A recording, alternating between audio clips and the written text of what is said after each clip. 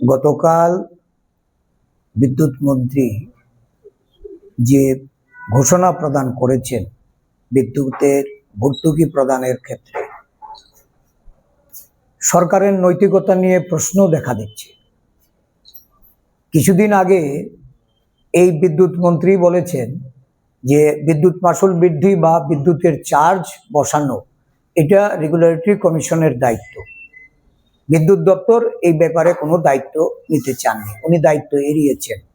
বর্তমানে সারা রাজ্য জুড়ে যখন এই বিদ্যুৎ মাশুল বৃদ্ধি নিয়ে গণ আন্দোলনের রূপ নিয়েছে, বিদ্যুৎ চার্জ প্রত্যাহারের দাবিতে রাজনৈতিক দলগুলি, বিশেষ করে ভারতীয় জাতীয় কংগ্রেস, বিগত 4 মাস ব্যাপী আমরা এই বিষয়ে কথা বলেছি, সরকারকে বিবেচনা করার কথা বলেছি।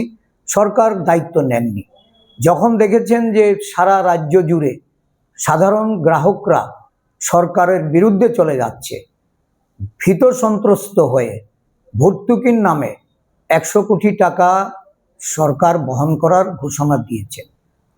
অত্যন্ত অদ্ভুত এই মানসিকতা যে মানুষের পকেট কেটে বিপুল পরিমাণ অর্থ আদায় করে এখন ভর্তুকির কথা যখন বলেছেন, তখন শাসক দল ধন্যবাদ জানানোর জন্য ধন্যবাদ র্যালির আহ্বান করছে।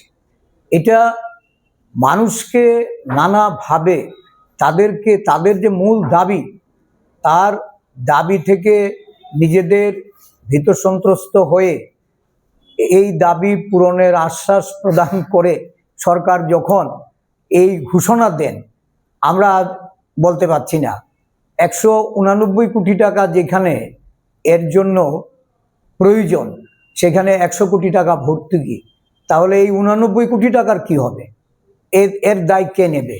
তাহলে মূল কথা হয়েছে যে এটা কিভাবে বাস্তবায়ন হবে, তার পদ্ধতি কি, ভর্তুকি কে পাবে, কি উপায়ে পাবে, এগুলি যতক্ষণ অবধি সরকারের দিক থেকে পরিষ্কার না হচ্ছে ততক্ষণ অবধি আমাদের পক্ষে সঠিকভাবে তার মূল্যায়ন করা বা ব্যাখ্যা দেওয়া বা এই বিষয়ে কথা বলা আমার মনে হয় এটা উচিত হবে না।